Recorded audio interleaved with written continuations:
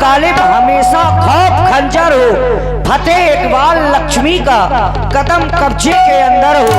महाराज की जीवन की जय जयकार हो। ये अग्नि के मानिंद चमके तेज शाही आपका, दिन पे दिन रुतबा बढ़े श्री महाराज आपका। श्री महाराज आपकी जय जयकार हो। पावन महाराज साकेत नगरी में निवास करने वाले प्रजावासी महाराज एवं अष्ट मंत्रियों में श्रेष्ठ महामंत्री सुमन महाराज, इस सिंहासन के माध्यम से नित्य वह कर्म किए जाते हैं जिससे यह प्यारी प्रजा सुख प्राप्त करती है।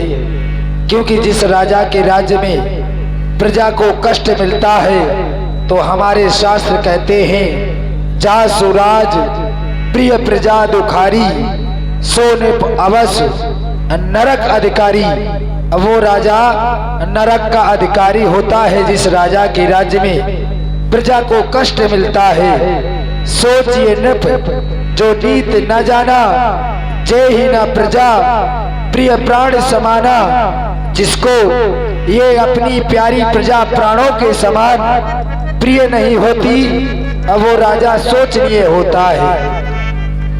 इस जीवन को पाने के बाद हमें सार्थकता की ओर जाना चाहिए, क्योंकि बड़े भाग से हमें यह शरीर मिला है तो हमें इस शरीर को परहित में लगाना चाहिए। हम इस सिंहासन के माध्यम से अपनी इस प्यारी प्रजा को नित्य उपदेश दिया करते हैं कि हमेशा दूसरों के कार्य आना चाहिए।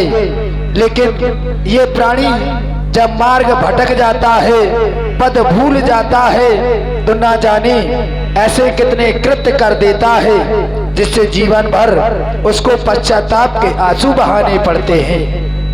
अब विद्वानों ने कहा, प्रश्न उठा कि इस जीवन को कैसे जीना चाहिए, तो विद्वानों ने कहा सुंदर बनो। अब व्यक्तियों ने अनुमान लगाया कि सुंदर बनने का तात्पर्य है श्रृंगार से।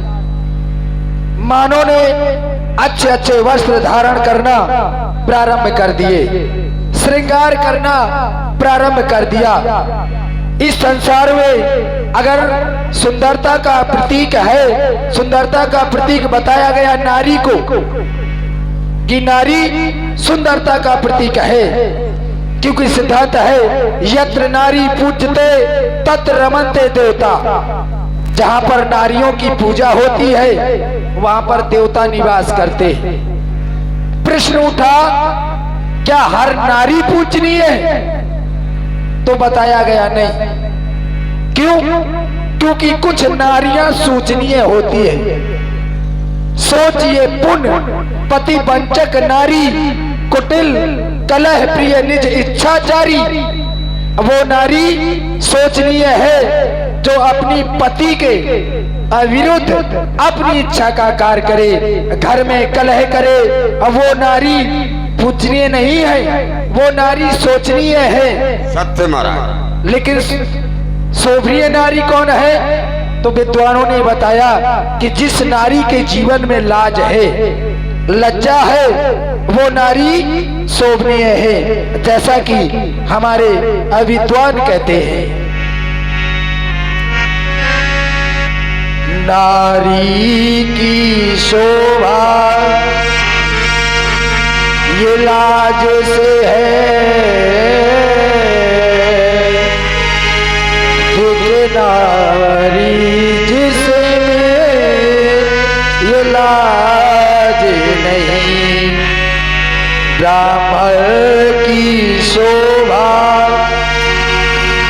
ब्राह्मण की शोभा ये ज्ञान से है, देखे ब्राह्मण।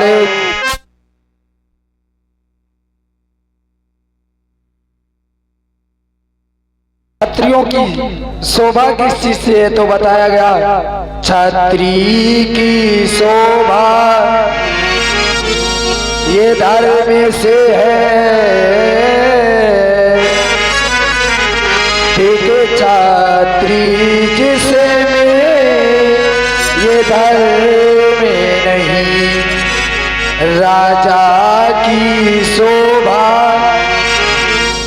राजा की शोभा ये नीत से है, देखे राजा जिसमें ये नीत नहीं। वो राजा अविकार है जो नीत को नहीं जानता, क्योंकि बजे ताली युगल कर से नियम ये सदा से है।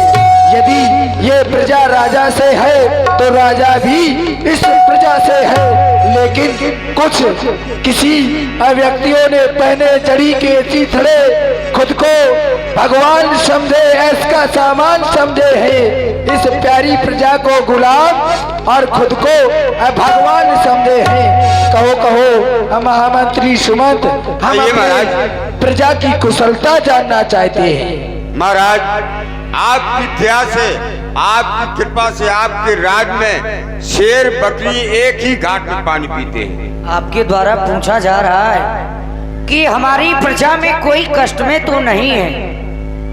हे महाराज, आपके लिए तो स्वयं बताया गया धर्म धुरंधर गुण निध ज्ञानी। आप स्वयं में इतने ज्ञानी हैं, और यदि ये प्रजा कष्ट पाएगी तो हम मंत्रियों का भी एक धर्म होता है, बताया जाता है। पीड़ा का यदि सुर बिगड़े तो ये तंत्री दोषी होते हैं, और राजा का अनुशासन बिगड़े तो सीधे मंत्री दोषी होते हैं। आपके राज्य में कोई कष्ट में नहीं है। अभी बताया गया अजावर सिंह एक घाट से जल ग्रहण कर रहे हैं, यही सत्य है। समय समय पर दान दिया जा रहा है। यज्ञशालाएं, पाठशालाएं इत्यादि जितनी भी शालाएं हैं सब सुचारू रूप से चलाई जा रही हैं। मेरे द्वारा किए गए कार्यों से मेरी प्रजा प्रसन्न है, इससे बढ़कर के मुझे और क्या चाहिए। लेकिन मंत्रीवरों, आज हम अपने सेनागार से सीधे सभागार की ओर चले आए हैं। मानो हमें ऐसा प्रतीत हो रहा है कि हमारे सर पर हमारे पूर्वजों का यह ताज, यह मुकुट कुछ टेढ़ा है। दर्पण की व्यवस्था करो, आज हम इसे यहीं पर सवारेंगे। जो जैसा आदेश महाराज। राय सुभाय मुकुर कर लीना वदन बिलोक मुकुट समकीना श्रवण समीप भय सुत के सान मन हो जरठपन अस उपदेशा। महामंत्री सुमन, महाराज इस संसार में अगर कोई सच्चा है तो वो है दर्पण, क्योंकि दर्पण कभी झूठ नहीं बोलता। सत्य महाराज। आज जैसे ही हमने अपने मुख को दर्पण में देखा, क्या देखा तो पाया क्या कि श्रवण समीप भय सिप कैसा मनहु जरटपन अस उपदेशा।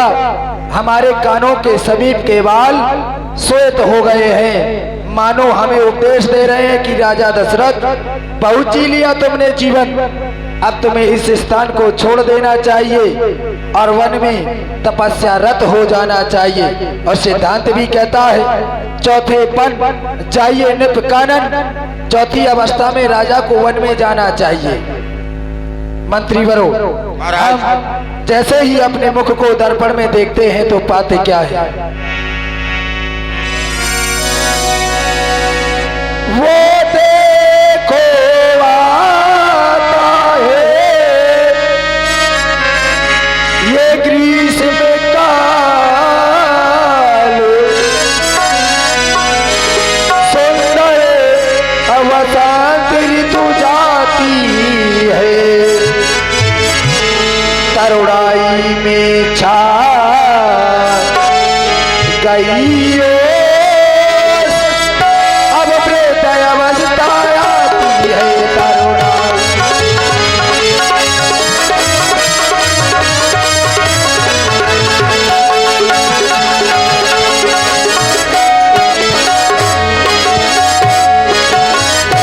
काली मत वाली रात गई,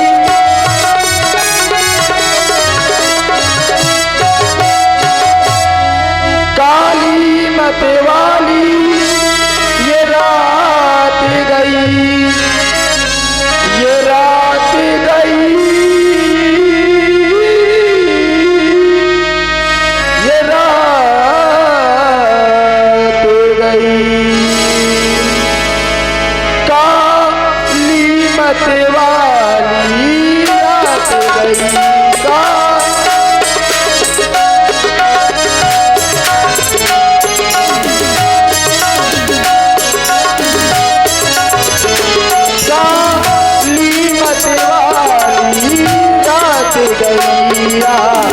गया चांदी का उजाला तक ताहेरा चंद्रमा को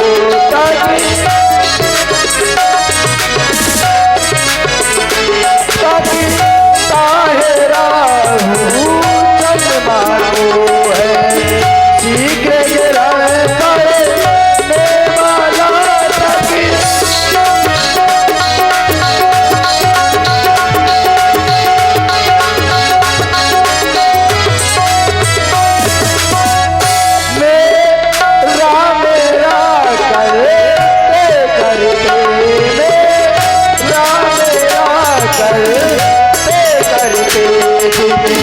जैसा दिन दिल चलता है बदली रंगत बदली है, बदली रंगत बदली है, सूरज पास में चलता है बदली रंगत बदली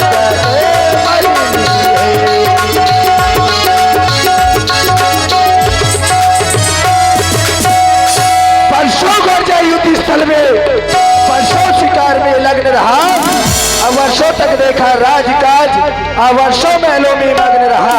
इसलिए हमारे मन में एक विचार आया है। वो कौन सा महाराज? और वो विचार लेकर हम अपने गुरुदेव भगवान के पास जाना चाहते हैं। घोषणा कर दो, आज का दरबार यहीं पर स्थगित कर दिया जाए। जैसा आपका आदेश महाराज।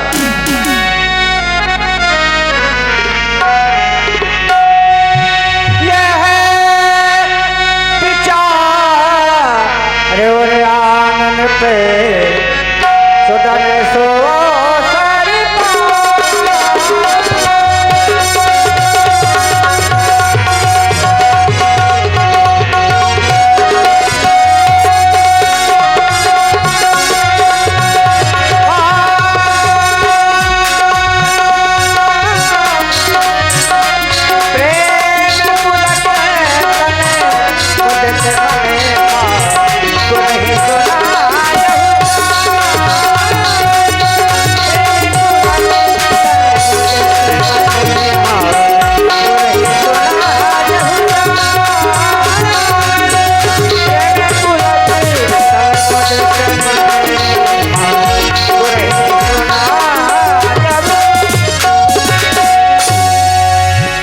जंगल के जीवन में ज्ञान रूपी दीपक जलाने वाले परम प्रकाशक भक्त वत्सल कृपा निधान, वैसे तो आपने मेरे जीवन में प्रत्येक खुशी को भर रखा है, लेकिन चाहता हूं कि वो खुशी मुझसे दूर ना हो, इसलिए आशीर्वाद चाहता हूं।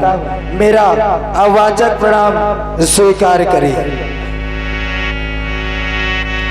ओ मेरे नाथ,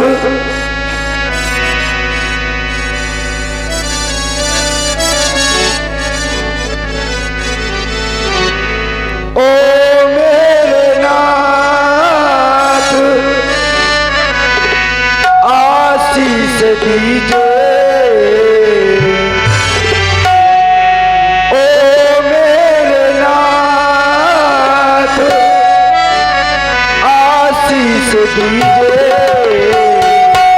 पकड़ूं मैं प्रभु के चरण, पकड़ूं मैं प्रभु के चरण।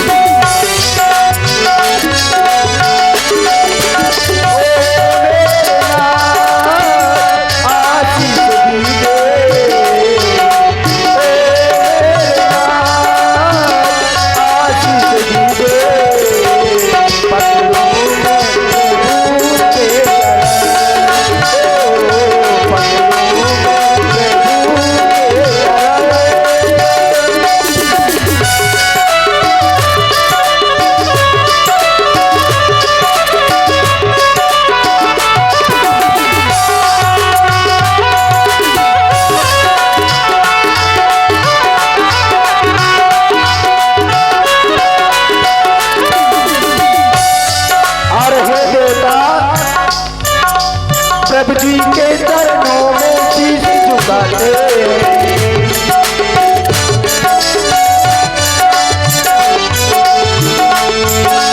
चरणों की जज्बात लगाते,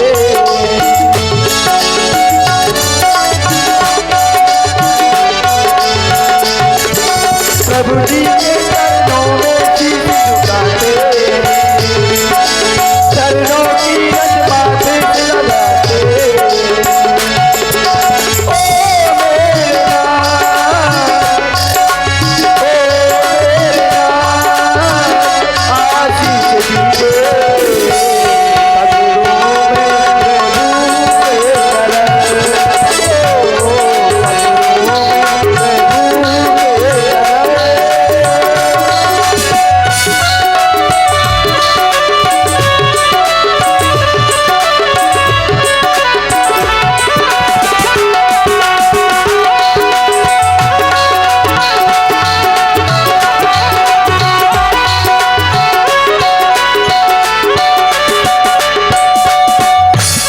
हेलो, ये 20 रुपया हमारे मोहित नंबरदार, ये महाराज दशरथ जी के काम पर